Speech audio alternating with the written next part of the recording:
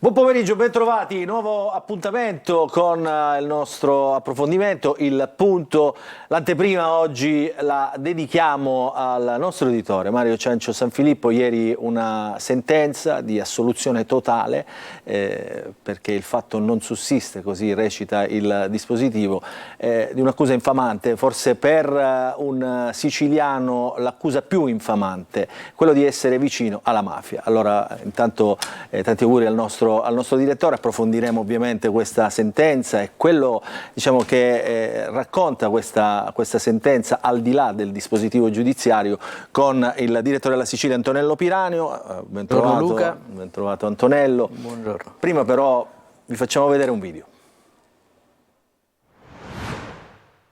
In nome del popolo italiano, visto l'articolo 530, comma secondo, Codice Procedura Penale, assolve Sanfilippo Mario dal delitto ascrittegli perché il fatto non sussiste. Visto l'articolo 544, comma terzo, Codice Procedura Penale, indica i giorni 90 il termine per il deposito della motivazione della sentenza. La verità ha trionfato, il Tribunale ha messo la parola fine a una brutta vicenda nella quale certamente una persona di grande spicco e di grande rilevanza a Catania è stata particolarmente coinvolta. La commozione è dovuta al risultato certamente, ma anche al pensiero che con questo dispositivo viene restituita dignità a Mario Ciancio Sanfilippo, e questo è l'obiettivo più importante. E queste erano le ore, della sentenza. Antonello, tiriamo tutti un sospiro di sollievo, non che avessimo mai dubitato, neanche per un momento, che il risultato fosse questo, però, tutti quanti abbiamo vissuto degli anni così, un po' complicati. Un po' complicati. A freddo noto, e lo dico con serenità, senza aggettivare nulla, senza rancore soprattutto, che noto con attenzione che tantissimi di coloro che avevano invocato questo processo, che avevano esultato, gioito per le tappe intermedie che hanno portato al dibattimento e quindi all'apertura dell'inchiesta, alla richiesta di rinvio a giudizio e all'apertura del dibattimento, tanti di coloro che avevano esultato per questo risultato adesso hanno, per questo step, adesso hanno derubricato la vicenda penale a ininfluente, dicendo che sostanzialmente la sentenza non rileva rispetto al contesto che il processo stesso ha messo in evidenza. E a tutti coloro che dicono questo oggi, dico benvenuti nel club di chi ha detto sempre che Mario Ciancio non meritava un processo, ma meritava eventualmente un dibattito e, se del caso, anche severo. Benvenuti nel club di cui orgogliosamente e presuntuosamente porto in tasca la tessera numero 1, perché io queste cose le ho scritte sul giornale edito da Mario Ciancio.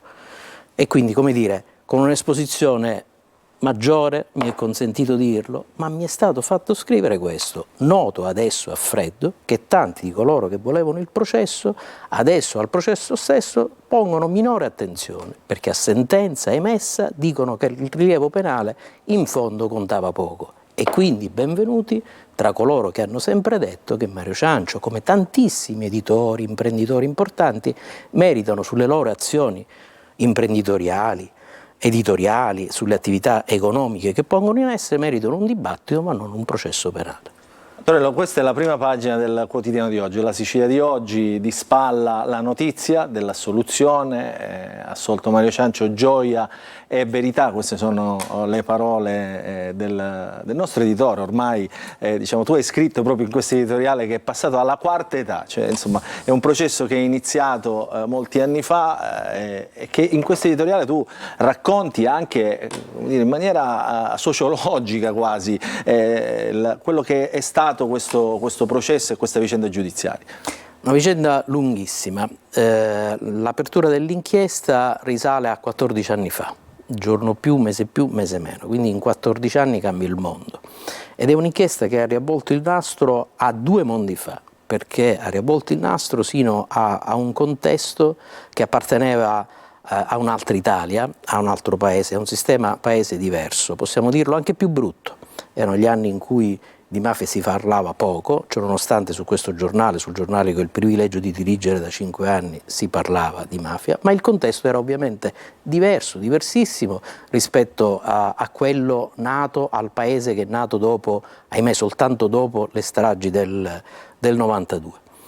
Io ho figli ormai adulti, ma che hanno avuto la fortuna di ascoltare a scuola, nei licei, nelle scuole medie, i magistrati, i rappresentanti della società civile. Io ho 59 anni, non ricordo nella mia adolescenza di liceale e neanche da universitario di avere mai ascoltato in un'aula di scuola, in un'aula magna, nessun appartenente alla cosiddetta società civile o alla società civile senza cosiddetta che ci parlasse di lotta alla mafia. Questa è una cosa che in un processo che è arrivato tanto tempo dopo rispetto a quegli anni ha un peso, deve avere un peso.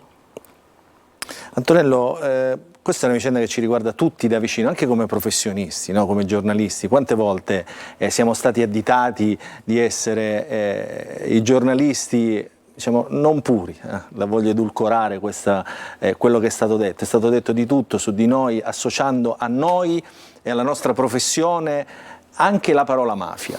Io devo dire, e questo me lo consentiranno ovviamente anche i nostri telespettatori, io devo dire da quando sono davanti a queste telecamere, ma anche prima, anche sul tuo giornale, anche sul web, ho avuto sempre grandissima libertà, e questa libertà concessami dall'editore Mario Ciancio, dai figli Angela Ciancio e Domenico Ciancio, devo dire non è stata mai come dire, messa su un piatto della bilancia. Abbiamo ospitato qui anche tanti di quei giornalisti che puntavano il dito contro Mario Ciancio, contro il nostro quotidiano La Sicilia, il nostro sistema di informazione. Gli abbiamo dato la parola a tutti, con grande libertà e senza che mai nessuno mettesse un muro davanti a questa o a quella scelta.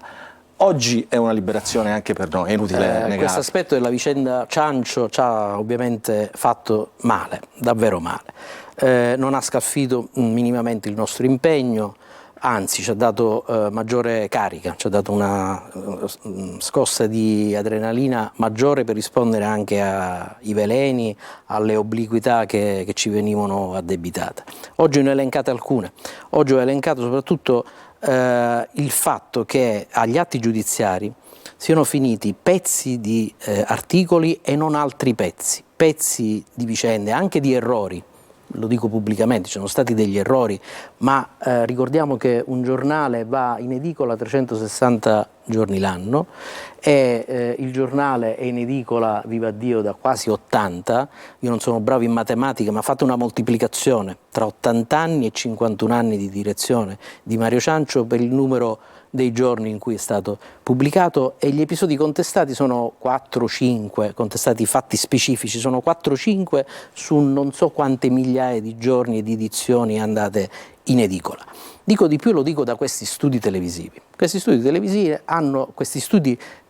hanno reso personaggi della vita pubblica della città e della Sicilia persone che sarebbero state semplici persone, sono diventati personaggi grazie a queste telecamere, a questo studio, a questo giornale, a queste pagine, altrimenti sarebbero state delle persone, sono diventati personaggi anche più scomodi per noi che li abbiamo ospitati, ma ciò nonostante il lavoro ci premia, i lettori ci seguono, i telespettatori vi seguono, siamo ben felici di poterle dire queste cose con grande serenità, certo con maggiore serenità all'indomani della sentenza, ma l'avremmo dette con serenità, credo uguale, almeno personalmente assolutamente uguali, avrei detto le stesse cose anche in caso di un dispositivo diverso. Senti Antonello, ti faccio le ultime due domande, una è al cronista, secondo te c'è stato il tentativo, non dico di chi, non lo voglio neanche sapere, di fare un processo alla città?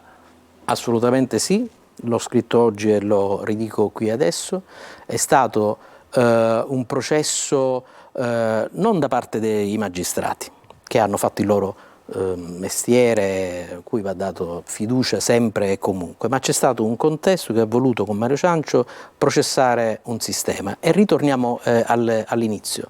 Per discutere dello sviluppo di una città, delle relazioni che innervano una città, un sistema di potere, chiamiamolo così,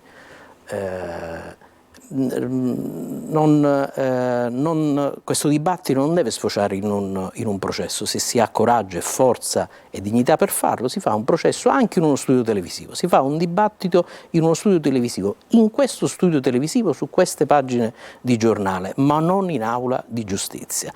In aula di giustizia ci si va e ci si confronta per una persona, per vedere se è verificabile una fattispecie di reato ben definita e non un contesto generico. Hai sentito il direttore Mario Ciancio? Ho avuto il piacere di incontrarlo ieri a casa, subito dopo la lettura della sentenza, ed è una volta di più sereno. Stiamo parlando certo di una persona fiaccata dalla vicenda e anche dall'anagrafe, ma sempre presente, sempre lucido. È stato un piacere condividere con lui anche questo passaggio finale di una vicenda lunga 14 anni.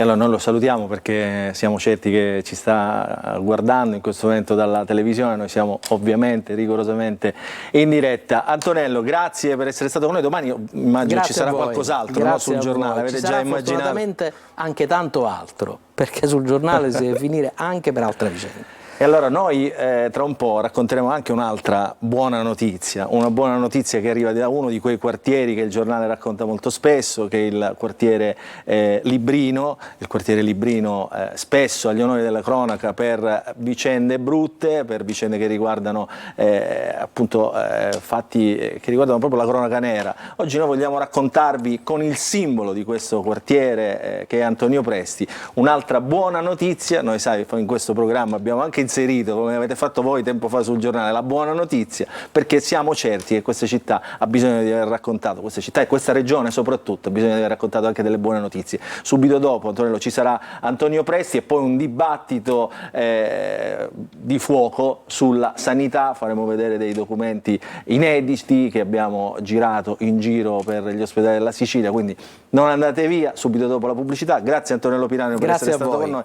Vi leggeremo ovviamente da domani, e come abbiamo fatto dal 1945, quanti anni sono? 79, anni. Ormai programmiamo gli 80.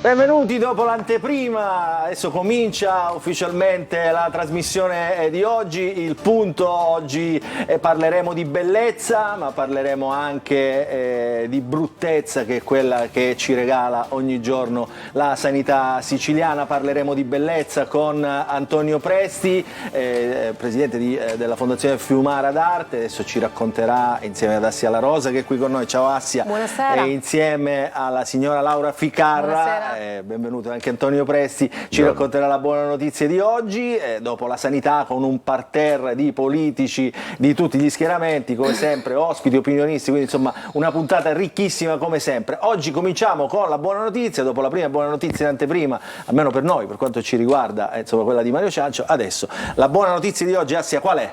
La buona notizia di oggi, caro Luca, non è soltanto il mecenate Antonio Presti, anima pura, presidente di Fondazione Fiumara d'Arte, conosciuto, non ha bisogno di presentazioni. La buona notizia di oggi è Librino, città nella città, quartiere satellite che in 15 anni ha cambiato volto.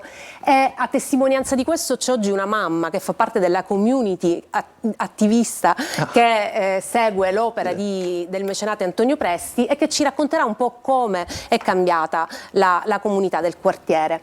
Dopo 15 anni dalla Porta della Bellezza, Presidente, l'anno scorso l'inaugurazione della Porta delle Farfalle, questa semina quali frutti ha portato in tutto questo periodo? Lo spirito che anima la semina del cuore vuole sempre come raccolto seminare. Noi a volte nella vita aspettiamo il raccolto, il frutto, a volte quel frutto non arriva e potremmo interrompere la semina. Ecco, io a Librino ho applicato in nome della semina del cuore, che come valore di essere contemporaneo e anche di restituzione all'intera comunità del quartiere è sempre seminare per seminare. Quello è il raccolto che forse oggi una società civile dovrebbe riprendere come valore di azione e anche come valore politico civile, perché la politica è quella che noi conosciamo di un partito, ma la politica con la P maiuscola può essere anche quella dei cittadini che prendono coscienza e che credono nel valore del fare e non più del chiedere. Ecco, Librino con questa semina per semina ha restituito questo valore di differenza, e questa differenza è stata espressa dalle grandi idee che la gente hanno condiviso, dalla Porta della Bellezza alla Porta delle Farfalle, un processo artistico che ha trovato il suo senso di essere opera nella condivisione con 20.000 persone. Ecco, a volte anche noi artisti, che siamo un po' autoreferenziali rispetto al nostro lavoro, il nostro segno, la scultura, la pittura, ecco, che senso ha posare una scultura a Librino o in qualunque altro luogo dove non c'è l'innesto della visione della bellezza? La pianta, quando è ammalata, noi siamo portati a curarla. Ecco, a Librino non abbiamo curato la pianta, a Librino abbiamo innestato in quella pianta la visione della bellezza, e la visione della bellezza sono stati tutti gli abitanti. E questo ce lo racconta proprio Laura, che 15 anni fa era una bambina e l'anno scorso ha portato i propri figli all'inaugurazione della Porta delle Farfalle, 4 generazioni da quando Antonio Presti opera all'interno del quartiere. Oggi tra i viali, all'ombra del vulcano, ci sono le opere d'arte innestate da Antonio Presti, che la comunità protegge. Raccontami, Laura, come avete vissuto questo cambiamento grazie al presidente di fondazione? Presti, che ha fatto a scuola dei laboratori veri e propri d'argilla, e non solo ha coinvolti gli alunni, i bambini e i ragazzi, anche noi famiglie, anche noi mamme facciamo parte di questo. Noi abbiamo iniziato a lavorare noi con le nostre mani l'argilla e abbiamo fatto delle forme. E avevamo libera scelta di scrivere qualcosa, di dare un messaggio. Infatti io, che mio padre non ce l'ho più ed è in cielo, ho scritto una frase: ovunque tu sia sarai sempre nei nostri cuori, e l'abbiamo messo là alle porte delle farfalle. Ma Laura, questa alfabetizzazione del cuore come è avvenuta? Cioè, come vivono anche i bambini questa visione di Antonio Presti che entra nelle classi, entra nelle scuole quotidianamente? Sì, i bambini, che i ragazzi, noi siamo contenti di aver partecipato a questo progetto, perché noi, come se abbiamo a Librino, come se lui ci ha fatto un museo d'arte all'aperto, e quindi noi passiamo sempre da là, lo custodiamo. Infatti, se, come potete voi vedere, mai è stato toccato o rotto qualcosa, come che dicono a Librino ci sono tante persone cattive, fanno tante cattiverie, cose del male, siamo noi che proteggiamo questa grande cosa. Per noi è stato bello. Allora, un attimo Assia, perché dobbiamo raccontare anche, come al solito, a chi non conosce Antonio Presti e cosa fa Antonio Presti. Noi abbiamo detto mecenate, maestro d'arte. Antonio Presti ha installato nel nulla tante sculture, tante opere d'arte, apparentemente così, no? Fine a se stessi. In realtà oggi quei territori, mi riferisco a tutto il messinese, sono visitatissimi, su tutte le guide turistiche vengono a visitare le sculture di Antonio Presti, l'hotel, anche se con alterne vicende di Tusa, poi con le stanze fatte da tanti artisti, la piramide con il rito della luce è un'altra degli eventi che caratterizza appunto Antonio Presti. Nel frattempo noi e la regia le sta mandando in onda tutte le immagini anche di Librino e delle opere d'arte. Quindi questo è Antonio Presti. La buona notizia di oggi, tu dicevi, è Librino, perché Librino era, come dire, un malato cronico, no Antonio? Sì, ed è stato questo innesto della visione della bellezza, perché chi va a Librino, o gli stessi abitanti, o anche i turisti, la gente, i cittadini, anzi invito i catanesi e tutte le scuole della città di Catania di venire a Librino, di passare e di trovare anche un momento di tempo, e soprattutto le scuole, di fermarsi, di conoscere l'opera. Non parliamo di Librino sempre come il ghetto, non dimentichiamo che Librino non è un quartiere, sono persone, 60.000 persone, ci saranno quelle che sbagliano, ma ovunque, non è che sono a Librino. E quindi questa politica dell'educazione alla legalità, alla cittadinanza, dell'inclusione, non ha senso se noi già partiamo dall'essere a rischio. Ecco, Librino e la sua gente sono belli, hanno bisogno di bellezza e hanno bisogno di vedere la bellezza. Se vedono la spazzatura diventano spazzatura, se vedono spaccio diventano spaccio, se vedono la porta alle farfalle vedono la bellezza. Allora l'assunzione di responsabilità civile di quell'unico bene comune che oggi abbiamo in questa società contemporanea da sempre, ma più che mai in questa dittatura dell'ignoranza, si chiama la conoscenza. Se noi andiamo nelle scuole di 10.000 bambini del quartiere e restituiamo i due grandi poteri, che è il sapere e il sognare, anche il sognare ha un valore maieutico importante, e allora il sapere restituisce con la conoscenza la libertà democratica a questi cittadini che potrebbero crescere, che per esistere non devono chiedere. Noi abbiamo avuto intere generazioni a Librino che per esistere devono soltanto chiedere, non fare. Ma loro hanno dimostrato col fare fatto del processo artistico che hanno creduto nella bellezza, oggi la vedono e spero che possano continuare nel tempo, anche a prescindere dalla mia persona, perché la vita è un comodato d'uso. Bellissima questa, la vita è un comodato d'uso, sì, non è un male. comodato d'uso dove bisogna... Dobbiamo restituire. Dobbiamo restituire questo attimo del tempo universale. Noi festeggiamo i compleanni in nome dell'ego, ma in nome dell'attimo noi potremmo ringraziare ogni attimo della nostra vita. Forse la nostra società contemporanea dovrebbe ritornare più a ringraziare che a rivendicare, più ad ascoltare che a parlare. E Librino, con l'ascolto del cuore, ha restituito questa grande potenza di ritornare a essere cittadini, praticando e manifestando la bellezza dell'arte, del calosso che hai agatos, bello e buono. Asia. E poi ricordiamo l'impegno etico che si basa sul gesto del dono, e quindi questo è fondamentale perché sottostà a tutto il percorso, il processo del mecenate all'interno del quartiere di Librino. Ma c'è una buona notizia dentro la buona notizia. Sentiamo, io ascolto sempre questa buona notizia consegna col cuore aperto. della candelora d'oro al presidente di Fondazione Fiumara d'Arte, che avverrà il 2 febbraio dalle mani del primo cittadino, del sindaco. Un grande riconoscimento per un grande lavoro fatto sul territorio. Io ringrazio affettuosamente il sindaco e tutta l'amministrazione di questo non riconoscimento, perché gli artisti non devono essere riconosciuti, gli artisti devono avere sempre il valore della differenza.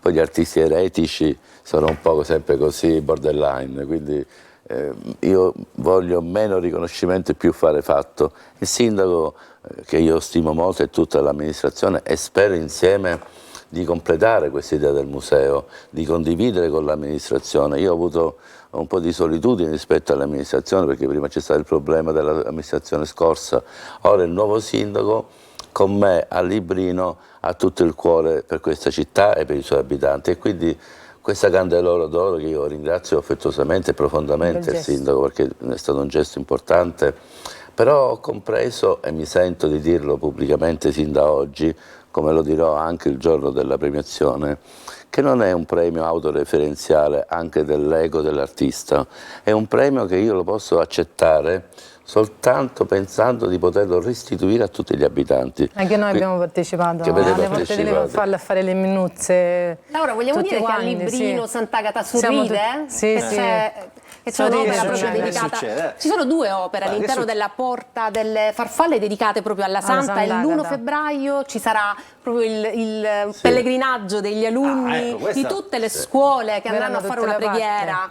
Noi abbiamo voluto restituire una Sant'Agata che sorride a Librino, ed è bellissimo, perché Sant'Agata quando esce in città ha la bocca chiusa e i cittadini catanesi domandano sempre dov'è la Santa e com'è la Santa. È come se sorride o no, è come la Gioconda. Come la Gioconda. A Librino io ho voluto regalare agli abitanti, ma anche in nome della sacralità di Agata, Sant'Agata a Librino non ha dubbi, sorride sempre.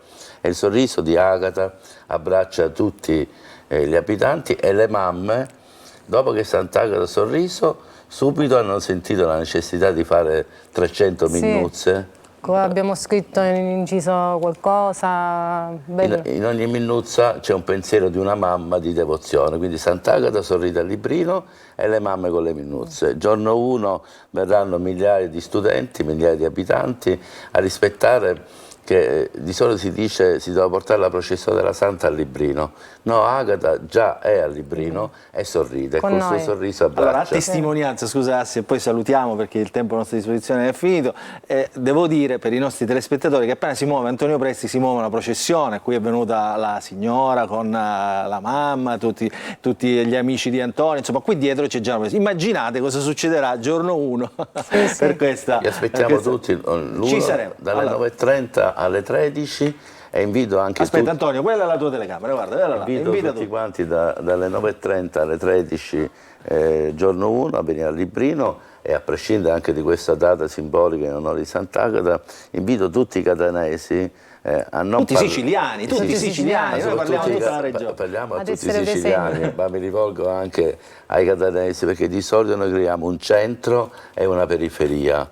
Ora Librino come periferia è il centro dell'arte e l'arte ha restituito centralità con grande processo artistico che trova nell'abbraccio della comunità il senso della bellezza. Ma poi io dico, perché parlare sempre male del Librino? Ci siamo gente che siamo lavoratori, onesti, ci aiutiamo l'un l'altro. E oggi Io Laura al abbiamo Librino aperto uno sono spaccato fiera positivo. Ma questo serve alla buona di notizia essere che ci nata e porta ogni cresciuta al volta. Librino. E allora la periferia che ritorna al centro, anche oggi la nostra buona notizia, grazie ad Antonio Presti, grazie alle mamme di Librino e a tutti Grazie i ragazzi che partecipano ai progetti del mecenate. Grazie, noi ci vediamo la prossima Grazie, settimana, Luca. ovviamente tutto in tema Sant'Agata, perché lo ricordo ai nostri telespettatori, nella puntata del 3 febbraio, di sabato 3 febbraio, parleremo ovviamente di Sant'Agata a modo nostro, ma inserendo anche la buona notizia. Quindi grazie Antonio Presti, grazie a Laura Grazie a Ficarra, voi. grazie a Assia La Grazie Rosa Luca. per la buona notizia di oggi. Adesso ci fermiamo, pausa, poi parleremo di sanità.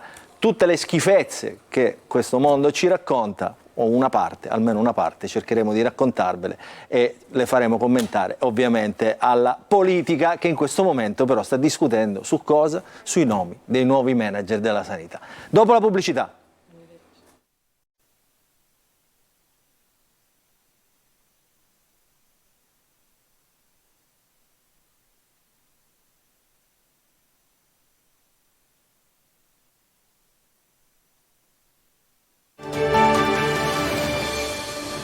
Rientriamo in diretta al nostro punto di oggi, vi avevo anticipato, abbiamo sentito Antonio Presti, che bei racconti che fa Antonio Presti ogni volta, adesso però entriamo nella parte calda della nostra trasmissione, che è quella che si occupa di inchiesta, che si occupa di commento e di politica, che riguarda oggi la sanità siciliana. A Palermo si sta discutendo per i nuovi manager della sanità, cioè i direttori delle aziende sanitarie provinciali, i direttori dei più importanti ospedali dell'isola, ma nel frattempo la sanità siciliana e devo dire anche nel centro-sud, quindi ci metterei un po' tutto il paese, fa acqua da tutte le parti, lo vediamo sistematicamente con tutto quello che succede, con tutto quello che ci raccontano anche i nostri telespettatori. Allora abbiamo voluto dedicare una parentesi proprio a questo tema della sanità che riteniamo molto importante. Ne parleremo oggi con Francesco Ciancitto, parlamentare di Fratelli d'Italia, nella Commissione Sanità alla Camera. Buonasera Ciancitto. Fabio Mancuso, sindaco di Adrano, quindi sindaco di Adrano. I sindaci hanno un ruolo importantissimo, no, nella sanità, adesso ce lo spiegherà anche Fabio Mancuso. Antonio Condorelli è qui con noi, il collega Antonio Condorelli. In collegamento abbiamo, vediamo se li vedo in bassa frequenza, ma non riesco a vederli, li chiamo per come ce li ho io. E allora abbiamo Antonio De Luca del Movimento 5 Stelle, deputato regionale. Eccolo qua. Buongiorno. Salve De Luca, poi abbiamo Massimo Russo, ex assessore alla sanità, magistrato che oggi si occupa d'altro ma che conosce bene il tema. Buon pomeriggio Russo. Grazie, buon pomeriggio. Nello Di Pasquale, deputato regionale del Partito Democratico, che ha fatto tantissime battaglie sulla sanità, le più recenti dall'epoca Covid in poi, dal quale batte i pugni sul tavolo ma sembra essere poco ascoltato. Di Pasquale, salve. Presente. E poi abbiamo Domenico Torrisi, sempre in studio con noi, che è il coordinatore del Tribunale del Malato di Catania. Buon pomeriggio Torrisi. Buonasera, grazie per l'invito. Adesso ci racconterà anche lui che cosa succederà, cosa vanno a fare i cittadini da lui, cosa gli chiedono. Questa è una bella testimonianza. Prima di iniziare questo dibattito però io vi mostro, e lo mostro ai miei ospiti studio, ai miei ospiti in collegamento e soprattutto ai telespettatori, quello che abbiamo raccolto anche in questi documenti esclusivi con Antonio Condorelli, con me e con i colleghi in giro per la Sicilia in questo servizio montato da Ottavio Longo.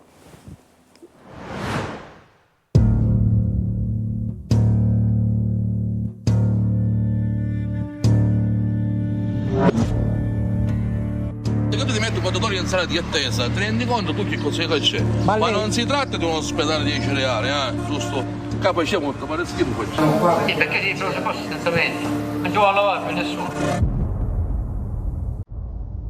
Buongiorno. Benvenuto al centro unificato di prenotazione dell'azienda sanitaria provinciale di Catania. Il servizio è attivo dal lunedì al sabato dalle 8 alle 14. Con noi potrà prenotare visite ed esami specialistici presso gli ambulatori dell'ASP di Catania. La informiamo che purtroppo in questo momento tutte le nostre 90 linee sono occupate. La invitiamo a richiamare più tardi o potrà prenotare direttamente attraverso il portale ASPCD accedendo al servizio.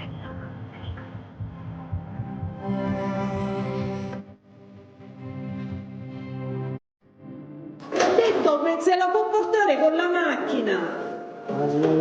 Sì, se la può portare con la macchina, mia mamma non riesce a deambulare. Era a quest'ora, erano le 10 quando se ne fa. Ce l'abbiamo stamattina alle 6 veniamo a prendere. Non è la cosa normale. Abbiamo lasciato il numero di telefono, siamo andati a qualche anno con la telefonata, venite a ritirare tutta la madre perché è in dimissione.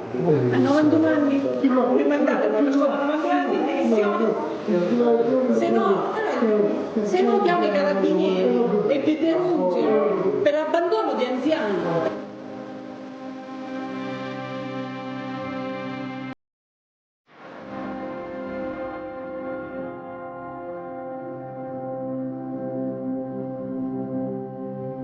A mezzanotte, ci sono le 12:30. Ma te l'avevo aspettato al loro mio. Non l'hanno chiesto. Perché? Perché diceva no, dice l'ortopedia che non c'era. Non c'era l'ortopedia. C'è il reparto dell'ortopedia, non c'era l'ortopedia, come bisogna mandare. Io ci per vedere come buonanza, ma poco tanto. Scusi, un'informazione, si aspetta molto qua al pronto soccorso? Ascolta, le do un consiglio, noi ci conosciamo? No. Scappatine, perché non è che tu aspetti molto, aspetta un'eternità, aspetta. Lei al massimo quanto ha atteso? 2 giorni. Non ho capito. 2 giorni. È stato qui 2 giorni ad attendere? Sì, 40 ore, 42. E perché? Perché avevo problemi che facevo, avevo sangue nelle urine, giusto? Il tempo che ovviamente mi ha riscosso per entrare dentro, che poi dentro mi ha detto ci vada in urologia, tutta 40 ore, 42 ore, sì sicuro, 40 ore sicuro. Battuti la verità, veniva a casa, io capito passando l'estate, veniva a casa, mangiavo, faceva la doccia, di sera potevamo occupare per dire a casa, pure, tornavo a casa, che appunto sogno ancora a casa.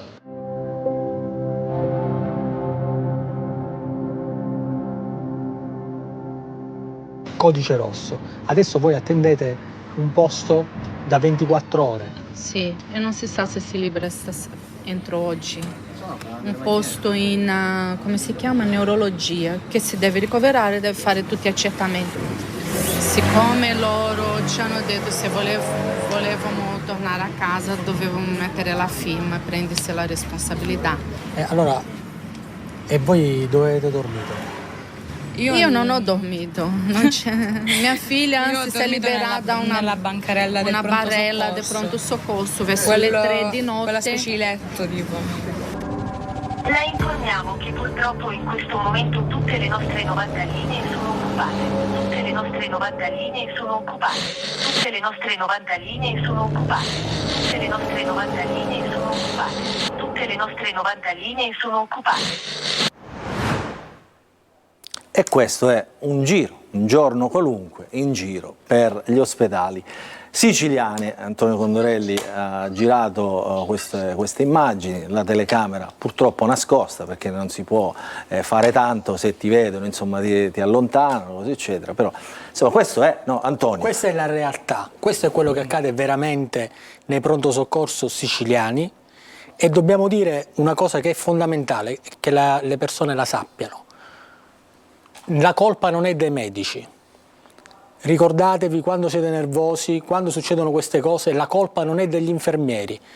Lo dico dopo aver assistito a momenti anche di forte tensione in questi mesi, perché si sta consumando una guerra, c'è un'emergenza reale, perché quando una persona ha paura di perdere un proprio caro e non ottiene risposte dal sistema sanitario, se la prende con la prima persona che ha davanti.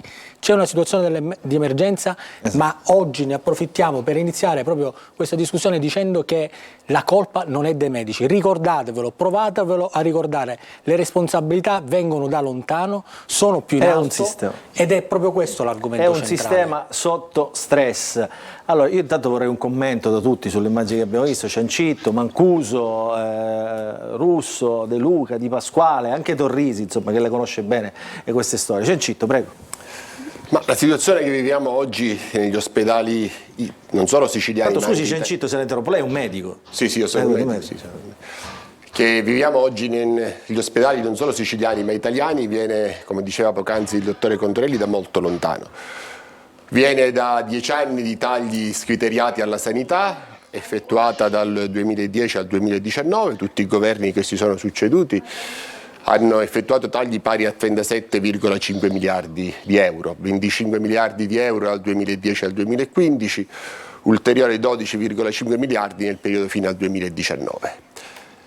Nel 2019 la sanità era finanziata con 119 miliardi di euro, oggi siamo a 136 miliardi di euro e quindi c'è un problema di risorse economiche, c'è un problema di risorse umane non programmate, non progettate, carenza di medici. Tutti sapevano dai dati anagrafici del nostro personale sanitario che dal 2020 ci sarebbe stata una gobba pensionistica importante, perché tutti coloro che erano nati negli anni 50 e laureati all'inizio degli anni 70 sarebbero andati in pensione. Nessuno ha pensato, tranne l'anno scorso il governo Meloni, di aumentare il numero di ingressi alla facoltà di medicina. L'anno scorso da 16.000 abbiamo portati a 20.000, quest'anno saranno 24.000, l'anno successivo ancora 30.000. Poi perché i medici non vanno nelle aree di urgenza ed emergenza? L'altro problema è un discorso di denunzia. Nel servizio c'era, no? Qui non ci vuole lavorare più nessuno, prendono botte e non guadagnano abbastanza. Mal pagato rispetto ai medici, se vai in Svizzera ti pagano il doppio, o in Germania, 1. 2, non solo sei mal pagato, ma la cosa che ti tocca più facilmente è una denuncia penale, 35.000 denunce penali l'anno. Quindi pensate, un medico sì, un medico no viene denunciato. Sistema che accade solo in Italia, Polonia e Messico. E anche a questo...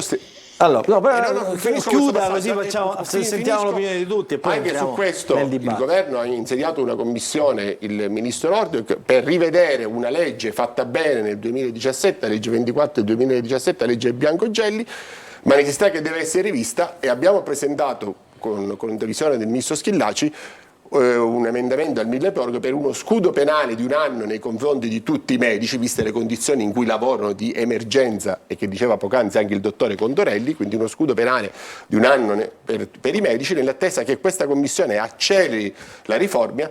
E poi i 2 ultimi contratti nazionali, che uno firmato l'altro giorno proprio dai sindacati e l'altro già finanziato nella scorsa finanziaria. Il percorso è lungo, non è semplice, ma ci stiamo lavorando. Mancuso, dicevamo i sindaci anche hanno un ruolo di responsabilità. Conoscendo Condorelli e conoscendo te, siete stati magnanimi in questa inchiesta che avete fatto, perché la situazione è assolutamente peggiore, soprattutto nelle periferie. La gente soffre non per il pronto soccorso, ma anche per una visita specialistica, per tutte quelle che sono le attività. Visto Mancuso, scusi, 90 linee sempre occupate. Cioè, come si fa a prenotare una visita in queste condizioni? Guarda, non per piaggeria o altro. Chi ha messo mano al sistema sanitario in Sicilia, l'ultimo che ricordo in ordine di assessori che hanno fatto qualcosa di concreto, è il presente assessore Russo, dove ha tentato veramente di ribaltare quella che era un andazzo in Sicilia che non funzionava. Poi con l'avvento di Crocetta e le inchieste giudiziarie pesantissime da un lato e scelte che naturalmente hanno stravolto quel piano che aveva portato avanti il dottore Russo, ci troviamo oggi a recuperare tutta una serie di situazioni, ci troviamo tutt'oggi con 39 milioni di euro di disavanzo, quindi ancora siamo lontani da quello che deve essere una intanto partita economica che ci porta nelle condizioni di raggiungere gli obiettivi, e dall'altro ci sono falsi problemi, perché quello dei medici certamente è un falso problema, nel senso che, ha detto bene Francesco poco fa, i medici scappano, li paghi vengono però, è chiaro, se li paghi vengono. Ma anche c'è un altro problema, perché nelle emergenze o nella diciamo, attività intensive o semi-intensive, se si abolisse la legge Madia, magari chi è in questo momento in pensione ma ancora ha la professionalità per poter intervenire, considerato la carenza di professionalità più che di medici, potrebbero dare una mano d'aiuto. Un po' come è stato fatto col Covid, no? in quei frangenti. Quindi rispetto a questo la carenza vera è degli infermieri, perché la percentuale che ogni medico deve avere a fianco, che è del 2,4 in Italia, in Sicilia invece questa percentuale è molto più bassa. Quindi c'è una struttura che era partita con l'assessore Russo e che oggi ancora è arenata, l'ha ripresa Ruggero Razza nel governo Musumeci, ma ancora siamo lontani da quella riforma che io ricordo benissimo, anche perché frequentavo il Palazzo dei Normanni a quel tempo. Allora, Russo l'hanno tirata in ballo già e non poteva essere altrimenti, però io vorrei riservarmi il suo commento dopo aver sentito anche Di Pasquale e De Luca. Di Pasquale. Sì, allora innanzitutto intanto grazie, abbiamo visto solamente un aspetto negativo che è quello lì dell'emergenza, urgenza, però oggi il sistema sanitario regionale è totalmente in tilt. Chi deve fare un attacco, una risonanza magnetica, o mette i soldi o mette le mani in tasca e va dal privato, oppure devono passare tanti di quei mesi che può morire. La stessa cosa se deve fare un'operazione urgente, la stessa cosa, cioè noi abbiamo investito tantissimo nella prevenzione, ma oggi chi la deve fare la prevenzione? Quando per poter fare appunto la prevenzione serve a fare analisi, TAC, risonanze magnetiche e così via, che non è possibile fare. Allora parlare di Crocetta è veramente ridicolo, è ridicolo. C'è ridicolo parlare dei problemi giudiziari di Crocetta che non è stato condannato in nulla e non parlare dei problemi giudiziari di Razza, anzi esaltarlo, è una vergogna, ci vuole un minimo di contegno. Ora, evitiamo quindi di difenderci i nostri, perché non ci porta in nessun posto, e provare a scaricare le responsabilità di Crocetta. Crocetta non c'è più. Però Di Pasquale, qua siamo sempre allo stesso punto. Crocetta non c'è più. C'è il governo Musumeci, c'è stato il governo Musumeci e il governo Schifani. La sanità così come si trova oggi non c'è mai stato.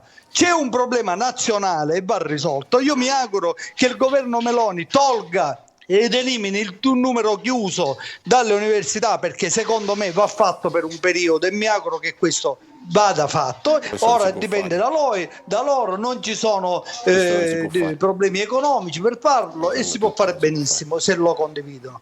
Se questo non è una soluzione, che ci diano loro una soluzione per avere quanto più personale possibile. Non potete raccontare alle persone, voi che governate da 2 legislature la Sicilia e governate oggi lo Stato, che il personale non c'è e che quindi possono morire.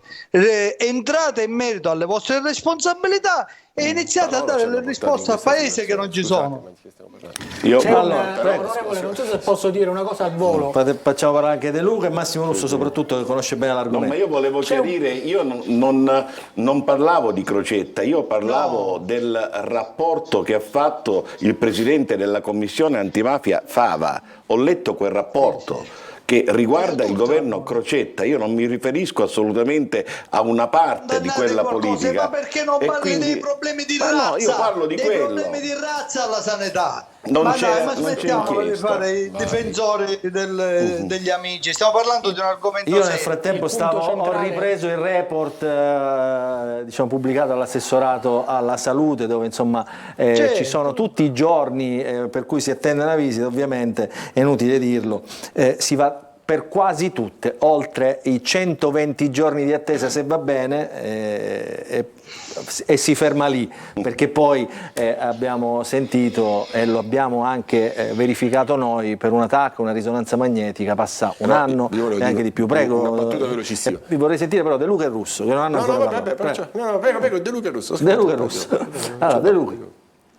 Grazie, allora il problema è gravissimo, talmente grave che all'inizio di questa legislatura, in cui io sono nuovamente stato indicato in Commissione Sanità, ho chiesto e ottenuto che nascesse una sottocommissione dedicata proprio ai pronto soccorso, e la situazione è gravissima perché nei reparti che riguardano l'emergenza urgenza abbiamo di media meno del 50% del personale che dovrebbe esserci.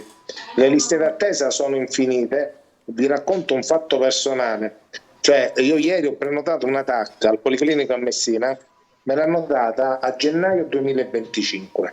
Ora, la mia è una cosa di controllo, quindi niente di urgente, ma stiamo parlando di un esame che ci sono persone che hanno necessità molto urgenti di fare e danno già a un anno. Ma la cosa più terribile è che sembra che Schifani non sappia nulla di tutto ciò, perché è andato in conferenza stampa 2 o 3 giorni fa, una settimana fa, a dire che le liste d'attesa per esami e per visite sono diminuite dell'80, del 90% e che quasi quasi insomma va tutto bene, quando in realtà non va nulla bene e c'è una sanità pubblica al collasso. Il tema poi dei medici. Aspetti un attimo, andiamo per ordine, perché questo delle liste d'attesa è un fatto che riguarda tutti, trasversalmente e indistintamente. Chi si vuole servire del servizio sanitario pubblico deve passare da questi centri di prenotazione per prenotare le visite. Allora, se per una mammografia, voi sapete insomma che cosa significa per una donna una mammografia, bisogna aspettare 6 mesi, capite anche che cosa significa e che rischi si corrono per questo. Russo, e questo è il tema intanto, no? Cioè, parliamoci chiaro, cioè, la sanità pubblica deve dare risposta prima di tutto ai cittadini.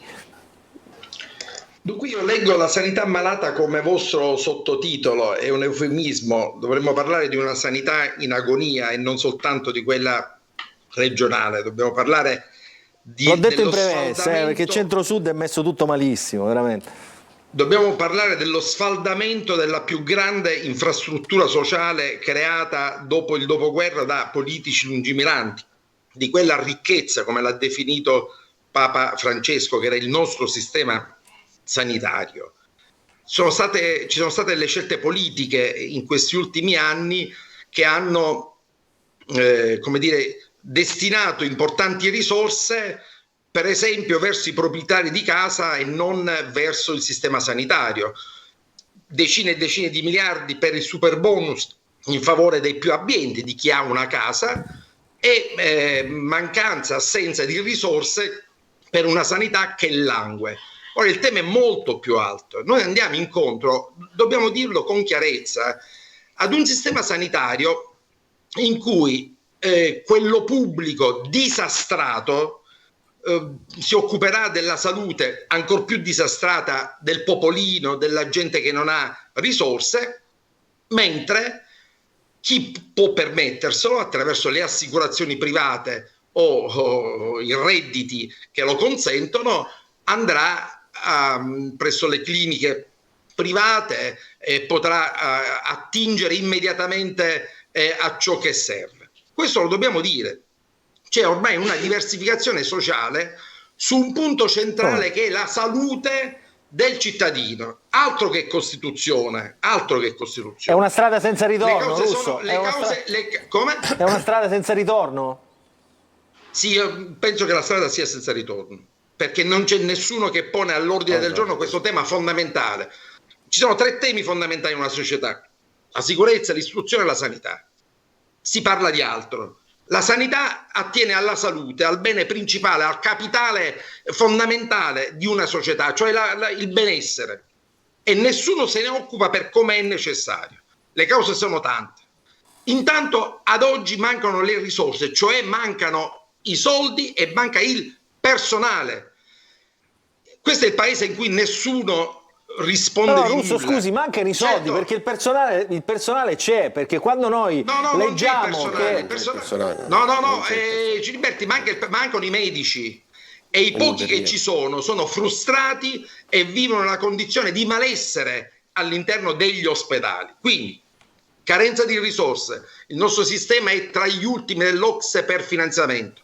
Carenza di medici, e stavo dicendo, nel nostro paese, in Italia, nessuno mai è chiamato a rispondere delle scelleratezze che compie, perché vorrei interrogare gli ultimi 15 anni per dire: ma scusate, ma era così difficile calcolare che prima o poi con il sistema di accesso che abbiamo si sarebbe arrivati al punto in cui siamo, in cui mancano i medici?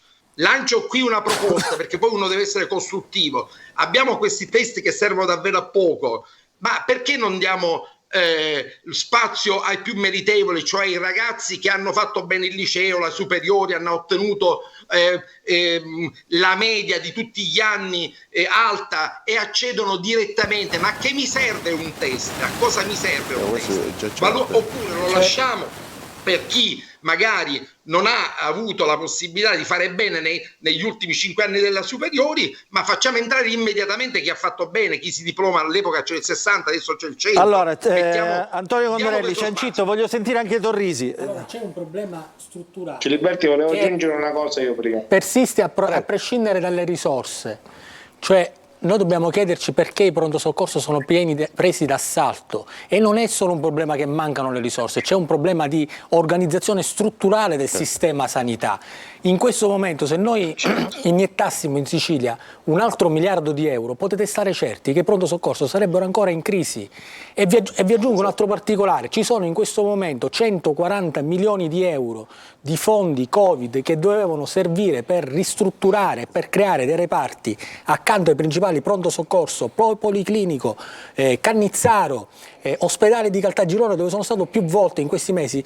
Gli appalti sono abbandonati, c'è voluto un anno, e i soldi ci sono, c'è voluto un anno solo per passare dalla struttura speciale alle aziende, con i mandati di pagamento fermi. Quindi non è solo un problema di risorse, è un problema strutturale, perché l'ospedale diventa il primo punto di contatto con la persona, e questo non è possibile, perché non è ci sono molte cose che si possono affrontare diversamente. Abbiamo visto col Covid quanto è stata utile la medicina territoriale, così chiamata, no? Il medico diciamo di prossimità. Ciancitto, e poi vorrei sentire Torrisi, che è quello che ascolta tutti quelli che hanno qualcosa da denunciare, quelli che hanno da lamentarsi. Ciancitto. Allora, la volontà del governo è quello di investire molto sulla sanità, e quindi volevo tranquillizzare il dottore Russo da questo punto di vista. Nei prossimi 3 anni la volontà è di investire altri 20 miliardi di euro sul sistema sanitario.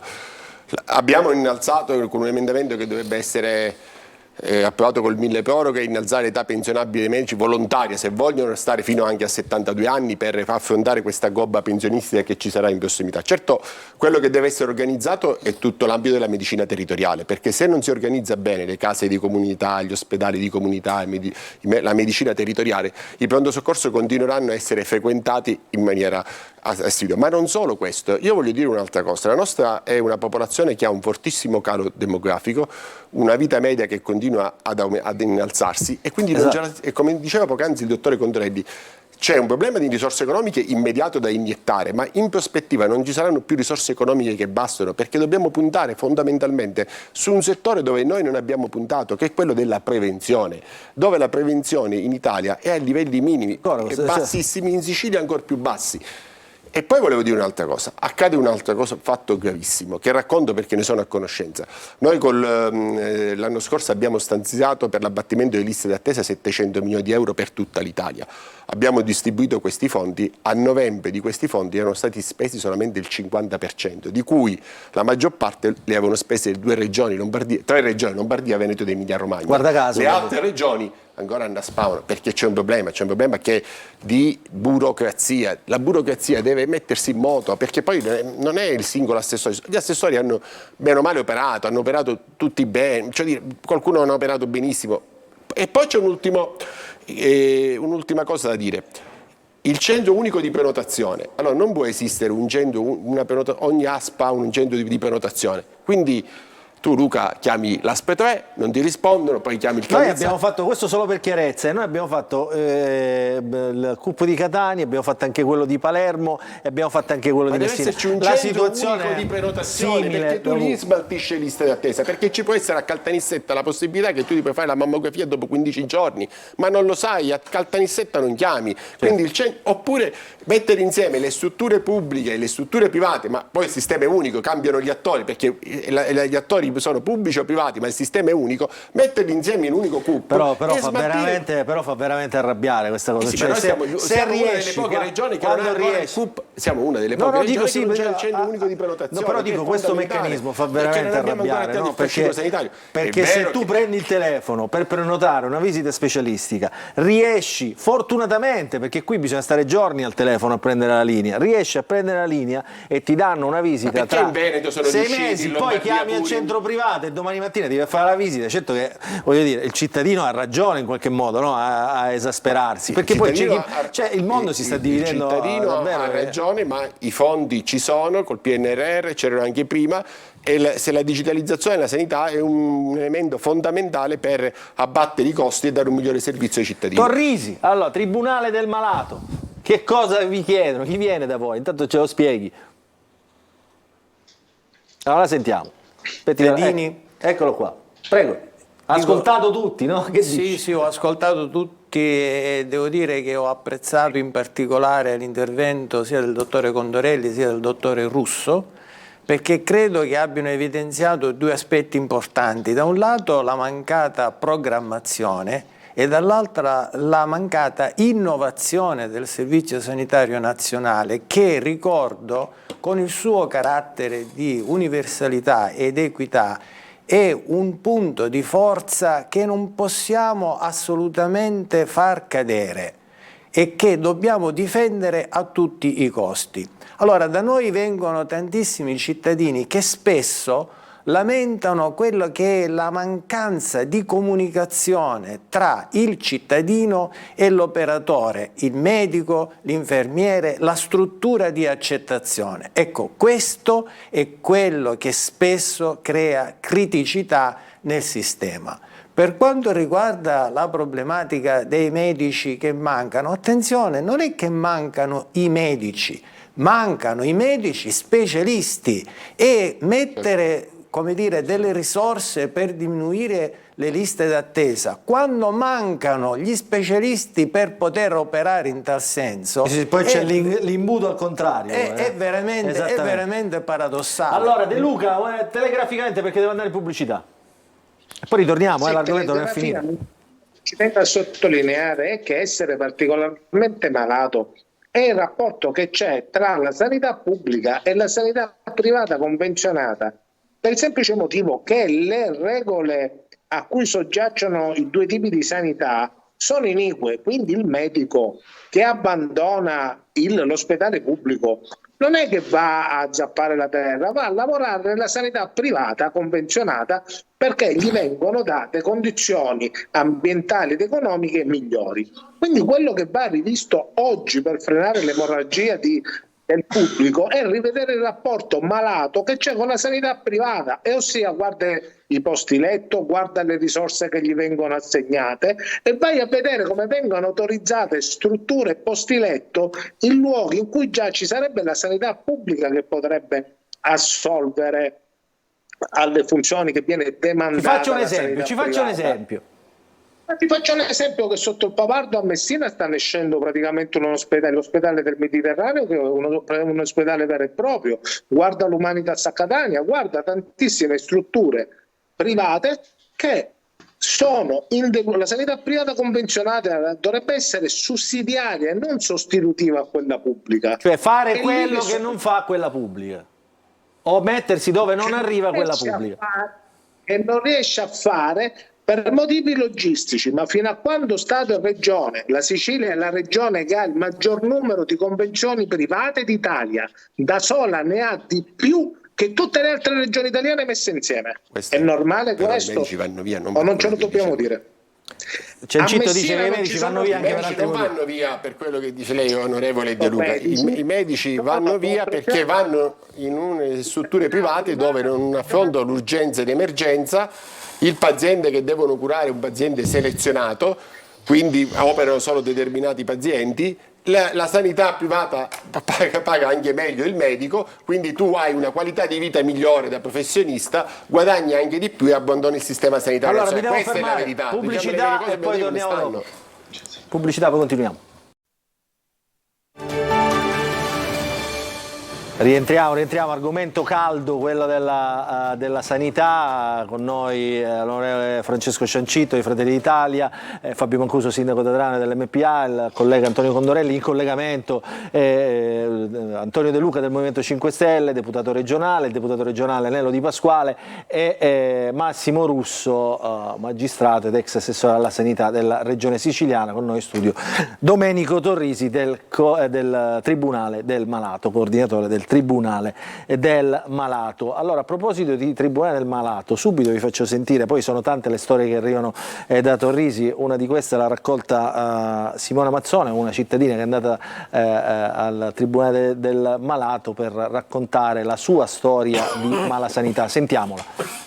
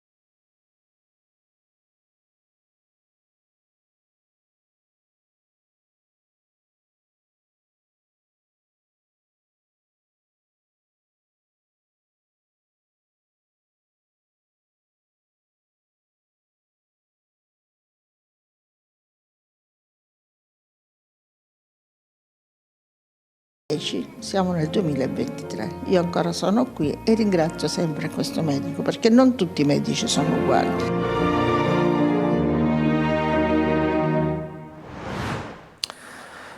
Servizio con la ripresa fino alla legge montato dal nostro Fabrizio Rizzo, e questi sono un altro aspetto del problema della sanità, no? Che ci si confronta con persone malate, con persone che hanno bisogno della sanità, quindi c'è anche un aspetto emotivo. Sfido chiunque, insomma, quando ha qualcosa, a non allarmarsi. Pensate in situazioni di questo tipo. Questo è anche il nostro servizio sanitario. Massimo Russo.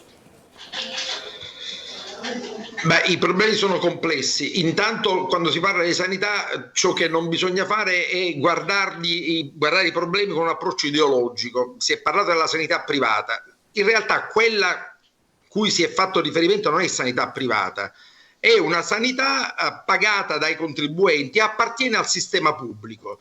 Io ho fatto riferimento all'inizio a un vero problema che dobbiamo affrontare, che è tutto il sistema pubblico che gestisce direttamente la sanità anche attraverso la parte del sistema privato che finanzia, è in crisi. E chi avrà le risorse, chi ha le risorse, andrà invece presso il sistema privato, quello delle assicurazioni, delle cliniche private non convenzionate.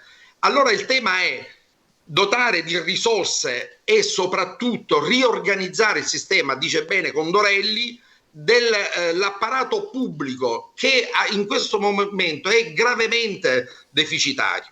Guardando alle cose di casa nostra, abbiamo un sistema che ha perduto quello slancio riformatorio che noi avevamo messo nel 2008-2012, quando avevamo progettato un sistema, giusto o sbagliato che sia, ma avevamo un'idea di sistema sanitario. Possiamo parlare delle liste d'attesa, possiamo parlare del pronto soccorso, ma se non guardiamo globalmente al sistema, noi non ne veniamo a capo. Quali sono i punti critici? E questo a livello nazionale, ma anche a livello regionale. C'è una medicina territoriale, il sistema della medicina generale, così come è concepito, non funziona. E nessuno ha il coraggio di mettere mano a questa parte importante. Perché Russo? Perché Russo? Perché i medici di medicina generale costituiscono una grande forza e a mio avviso va riorganizzato una completamente lobby, il si sistema. può chiamare così, nel senso, nell'accezione. Perché no? Una lobby, certamente una lobby. Hanno dato tanto, ma così com'è non vanno bene. L'abbiamo visto col Covid, non ha funzionato il sistema. Ci siamo dimenticati gli eroi, i nostri medici che hanno salvato tante vite umane degli ospedali, e addirittura gli volevamo pure tagliare la pensione, non abbiamo nemmeno organizzato un ringraziamento sostanziale e sostanzioso anche in termini di benefici. Adesso i medici vivono male tutto questo, sono ancora destinatario terminale di confidenze, di sfoghi, così com'è il sistema non funziona. E poi mi dispiace, ma insomma non siamo venuti un po' al vero tema della questione.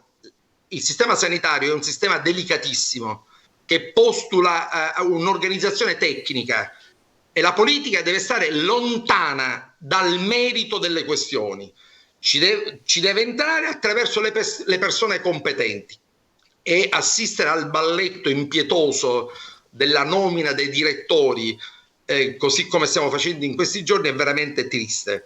Adesso oggi c'è anche il ricorso dei candidati della seconda lista che insomma vogliono essere oltre i 49. Dinanzi ai problemi del cittadino, che non hanno la possibilità di vedersi curati, non in tempi utili, ma di vedersi curati tout court, il tema di chi ci metto in una certa azienda è davvero irrilevante per il cittadino, è irrilevante per certa politica. Noi dobbiamo dire chiaro e tondo che non si può fare scempio però Russo, lei lo sa bene cosa significa.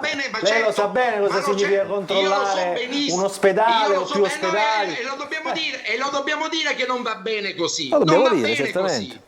Dobbiamo dirlo, si scelgano i migliori, si scelgano i migliori. Di Pasquale, dica. Sempre come oggi, Di Pasquale. Scusa, mi faccio concludere. Ma sempre come oggi si scelgano i migliori Crocetta e non si migliori. facciano dei padrinati, non ricriamo il sistema feudale, per cui ad Agrigento, a Catania, a Trapani ci sta il mio, ma il mio di che? Noi dobbiamo mettere le persone idonee, capaci di dare... Tutti, siete con i microfoni aperti, è un dibattito, insomma, potete parlare tutti. Questo è il tema e ci vuole visione rispetto a un sistema Sì, ma dottore Russo, è un sistema che va avanti da quando è iniziato fino ad oggi. Non è vero che prima non c'era e c'è solo adesso. C'è sempre stato e nessuno ha avuto il coraggio di rompere questo sistema che va rotto. Ma non è vero, Di Pasquale, ma non è vero. Crocetta non li ha scelti così, non li ha scelti avanti. Lo sto vedendo tutta la Sicilia. Sono taggiati direttori, scegliete direttori generali più bravi, distinguete tra grandi ospedali, grandi ASP e poi sorteggiati in modo, abbiamo la certezza che siano distanti e scollegati dalla politica, da una politica che non si prende Condorelli, a cuore Di Pasquale, De Luca, e poi devo salutare Torrisi. Velocemente, oggi l'opinione pubblica regionale non sta facendo nient'altro che aspettare queste nomine dei manager in modo di sapere poi chi è il deputato di riferimento, in modo da poter spostare un infermiere oppure un primario. Di Pasquale, ma perché? Ascoltami, scusa, io ti voglio fare una domanda. Io condivido che questo sistema non funziona, ma perché tu dal 2010 al 2022 che hai governato l'Italia non hai modificato questo sistema di nomina dei direttori generali? Non c'è nulla da modificare. No, come non c'è nulla? No, lo devi modificare, perché poi decide, come diceva il dottor Russi, di farlo a sorteggio, di farlo per concorso. Ma siete stati 22 anni al governo e non l'avete modificato, non potete dire che ora prima era diverso, ora è cambiato. Avete fatto la stessa cosa con Docetta e fate la stessa identica cosa in tutte le regioni dove governate. Vorrei dire a casa anche in Campania, quindi non è come dite voi, non è come dite assolutamente tu. Dopodiché io volevo concludere, lasciare, se me lo permette l'onorevole che ha votato l'autonomia differenziata, che sarà poi la morte il voto che darete, un'altra trasmissione l'autonomia differenziata, perché non è il luogo adesso di spiegarvi l'autonomia differenziata, ma poi state mettendo la pietra tombale, perché forse non l'hai letta, quindi non l'avete letta, non la conosci. La pietra tombale, ma di questo ne risponderete. C'è una verità, detto questo, io condivido sia per il centrodestra che per il centrosinistra. Io condivido quello che ha detto. C'è una verità scomoda. Mi scusi onorevole, volevo dire una cosa, c'è una verità scomoda sia per il centrodestra che per il centrosinistra. Sta parlando Di Pasquale, un attimo, Di Pasquale. In poche parole, la sanità va affrontata in maniera complessiva e dove deve interagire quella pubblica con quella privata. Io per esempio l'affronto in maniera laica, ma ovviamente dove la sanità privata deve essere complementare a quella lì pubblica, altrimenti è un'altra cosa. Oggi purtroppo di sanità non ce ne stiamo occupando, al di là di quello che vengono a raccontare quelli che sono i rappresentanti del governo nazionale, regionale, precedente e attuale. Purtroppo va malissimo. Oggi Repubblica mette una foto che sono totalmente vostre, sono responsabilità di cui non potete scappare. Quindi noi ci auguriamo che finalmente, fatte le nomine e quindi risolti i problemi per spostare un infermiere o un primario, poi vi dedicate realmente alle cose che ha detto il Russo e anche altre, perché io glielo riconosco a Russo, cioè che è stato uno di quelli che si è occupato di sanità in Sicilia. 5 minuti esatti. 30 secondi. 30 secondi con Donelli. C'è una verità scomoda sia per il centrodestra che per il centrosinistra che ha governato la Sicilia. I nomi dei manager sono quasi sempre gli stessi, anche a cavallo tra centrodestra e centrosinistra. Sono stati spostati al massimo da una provincia all'altra, da un'azienda sanitaria all'altra, ma sono sempre gli stessi, tranne quando vanno in pensione. E sono andati in pensione anche dei bravi manager che c'erano ai tempi di Massimo Russo. Ma in pensione lo rivogliono. Ma sono sempre gli stessi, perché rappresentano un anello di congiunzione tra la politica e un mondo che è un motore elettorale pazzesco. Posso dissentire da Posso questo? salutare un attimo Torrisi? Ci mancherebbe. Torrisi, allora, in conclusione, velocemente la saluto perché siamo quasi alla fine della nostra trasmissione. Intanto grazie per quello che fate col Tribunale del Malato, insomma, vi ringrazieranno i cittadini. Quante pratiche avete voi, diciamo, in questo momento in atto? Allora, nel 2024 stiamo seguendo in questo momento 20 pratiche, ma se mi permette... Iniziate adesso il 2024, è pazzesco. Sì, appunto, da pochissimo. Ma una cosa che desideravo accennarla, ci sono diverse proteste sul fatto che sia al Policlinico San Marco, sia al San Marco proprio, quindi sia al Rodoligo sia al San Marco, ci sono dei pazienti che si lamentano che per poter andare a prendere il congiunto che magari è stato dimesso da qualche reparto, se stanno con la macchina oltre 15 minuti gli si attribuisce di pagare 15 euro.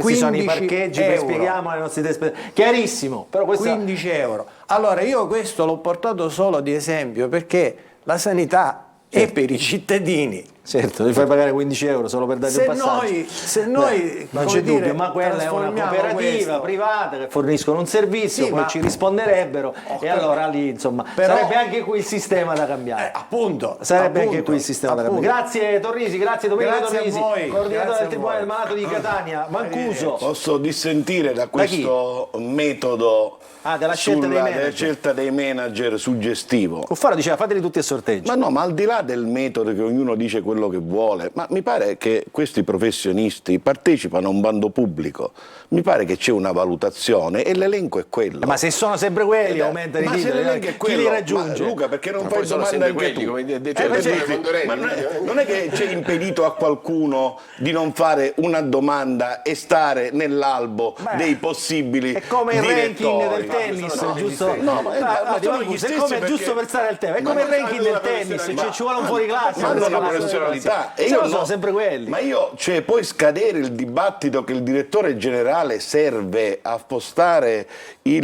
l'infermiere, non stiamo parlando di sanità.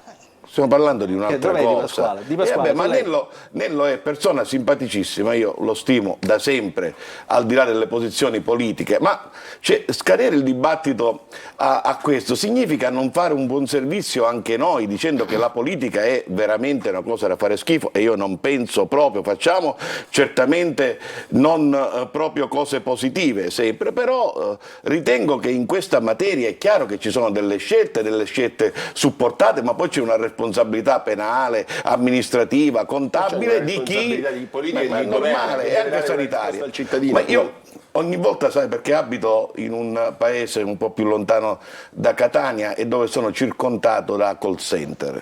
Questi call center danno un servizio sulle liste d'attesa alla Lombardia, e in Lombardia è tutto perfetto, e questo servizio chi lo danno? I siciliani, in una maniera meravigliosa. Quindi il problema è di metodo. Il problema è di una infrastruttura che all'interno delle strutture sanitarie deve essere rivoluzionata. Ci stiamo tentando, il miliardo di euro sugli ospedali di comunità e sulle case di comunità servono a mettere insieme il territorio, i sindaci, i servizi, i medici, la telemedicina. Ci riusciremo, ma sta a un dibattito politico più alto, non al dibattito politico Ma di Pasquale diceva, non se ne dell'infermiere. parla, cioè se dovrebbe No, discutere no, le gare già sono state completate. Le gare sono noi affrontiamo in completate. Commissione Affari Sociali e Sanità alla Camera dei Deputati, tutti insieme, Questi destra sono e tutti sinistra, membri della tutte tematiche Commissione Sanità regionale. Questi Sì, io parlo della mia esperienza No, nazionale. certo, perché Sono rimane- tematiche molto sensibili e Però se più lui delle che fa volte parte ci della troviamo Commissione Sanità d'accordo. dice non se ne parla. Questo io non. No, io dal territorio ti posso dire che solo nel mio paese nascerà un ospedale di comunità e una casa di comunità. Già le gare sono state affidate, l'ospedale di comunità sarà un riferimento. Sì, questo è il piano Razza certo. e le tante cose positive che ha fatto Razza. Quindi ora dobbiamo mettere insieme il territorio, la prevenzione viene proprio da queste Io dico una strutture. cosa, ha detto una cosa giustissima, fra le tante cose giuste che ha detto il dottore Russo, è questa dei medici di famiglia. I medici di famiglia, secondo me, in questo momento c'è uno scontro all'interno del loro stesso mondo fra i giovani e gli anziani, perché c'è chi vuole passare alla dipendenza nel sistema sanitario nazionale dei medici di famiglia, c'è chi vuole restare col contratto col sistema sanitario nazionale. Quindi questo scontro forte che c'è al loro interno non consente in questo momento di delineare e progettare come utilizzare le case di comunità. Allora, il Big Bang ha detto stop, no, dobbiamo fermarci un attimo, abbiamo il tempo però, perché alla fine il riassunto di quello che ci siamo detti ce lo fa Totò Calì. Ciao Totò. A tutti, ti sei divertito inviti oggi? Per la sanità, dico. Vai, vignette, dobbiamo salare, non mi fare si sforare dice come oggi. sparare sulla Croce Rossa. Questa era Venuta facile. Mettiamola Ospedale. anche sullo schermo grande che dalla regia qui in studio, Ospedale, così ce la leggiamo non ci che- crederai, ma qui le liste di attesa si sono azzerate. Camposanto, non ci crederai, qui sono triplicate. Questa è cattivissima. Prossimo. Al servizio Eccola sanitario qua. servono quasi 1 milione di assunti. Guardi, al momento questi sono gli unici sanitari a disposizione di questo ospedale. Di Pasquale. Irriverente. dai. Sta sorridendo anche di Pasquale, che è incavolatissimo. Metodi alternativi. Signora, lo vogliamo tagliare questo albero di mele, sennò qui non si può lavorare, perché una mela al giorno. I metodi della nonna. Tagli, ancora tagli. La nostra è una sanità privata, senta, è privata proprio di tutto. Azzerata quasi. Bravissimo. La sanità privata e la sala di rianimazione è accanto alla cassa. Accanto alla cassa. Ormai la sanità è troppo politicizzata, ci sono terapie di destra e terapie di sinistra. Solo il Cristere resta di ecumenico proprio al centro. Che gli ospedali sono pieni è una cosa certa, che la politica faccia qualcosa invece è supposta. Ecco, ti diverti con la sanità. Quante ne hai fatte? 2000. Dottore, mi devo preoccupare, tranquillo, fanno più tagli al governo che qui dentro. E con questo io ho dato. Vi saluto, ecco, grazie Totò. Allora, a chiudere, grazie all'onorevole Francesco Ciancitto di Fratelli d'Italia, componente della Commissione Sanità alla Camera. Grazie al sindaco di Adrano Fabio Mancuso. Chi sarà? Ce lo dice chi sarà il vostro manager? Le liste, quelle che leggiamo sui giornali, sono affidabili? Ma noi speriamo che i manager saranno i migliori che sono nella lista. Come diceva Di Pasquale, ma non ne abbiamo uno in particolare. Non ne abbiamo uno in particolare. Guarda la faccia di Condorelli. Qual è? Diccelo tu, Antonio, qual è il suo? Noi desideriamo l'assessore Russo che ritorni al suo posto, questo sì, questo ce lo auspichiamo. Aspetti, Mancuso, lo ripeta. Russo, aspetti un attimo. Glielo ripete Mancuso, noi vogliamo solo Russo. Noi sì, lo diciamo da sempre. Lo ridica, guardi la faccia di Russo. No, non lo so. Non so se lo può prendere anche a male il dottore Russo, ma io ritengo che può essere un riferimento per tutta la politica, di destra, di sinistra e di centro. L'amico Mancuso sa benissimo che il Russo si è messo ed è stato messo fuori gioco. Questa è polemica, Condorelli, questa è polemica. Cosa ha detto? Ha detto l'amico sa che dice Russo si è messo ed è stato messo fuori gioco. Di Pasquale, De Luca, viene Conte alla vostra convention regionale? Aspettiamo che la gente scenda in piazza, perché vedrete che sulla sanità scenderà in piazza seriamente. Io guardi Di Pasquale è diventato forcaiolo Nello, ma quando mai? Questo è un tema, la gente è veramente esasperata, l'abbiamo notato e diceva bene Condorelli all'inizio trasmissione, diciamo, i medici che in prima linea affrontano questa rabbia rischiano veramente di faccia e di farsi male, è pericoloso. De Luca, dicevo, il nome poi lo facciamo, qualche nome, no? Ci sarà Conte da voi? Alla fine io non sono a Mazara perché mi spiace, ho dovuto i miei programmi perché sono in partenza per Treviso. Detto ciò, non ho sentito nessuno. Detto ciò, dico, io mi auguro che l'assessore Volo e il presidente Schifani si sveglino, perché al di là di questo balletto vergognoso, perché mai come la politica ha sempre messo il naso nei direttori ed è anche una questione, diciate, sono sempre gli stessi, sì, sono sempre gli stessi, perché c'è un sistema di norme che consente sempre gli stessi di allora, facciamo qualche nome, Condorelli, dai, veloce. No, allora, i nomi che contano sono questi, sono i numeri innanzitutto, le quote, 6 a Forza Italia, 6 a Fratelli d'Italia e gli altri 6 se li dovrebbero distribuire Movimento per l'Autonomia, DC.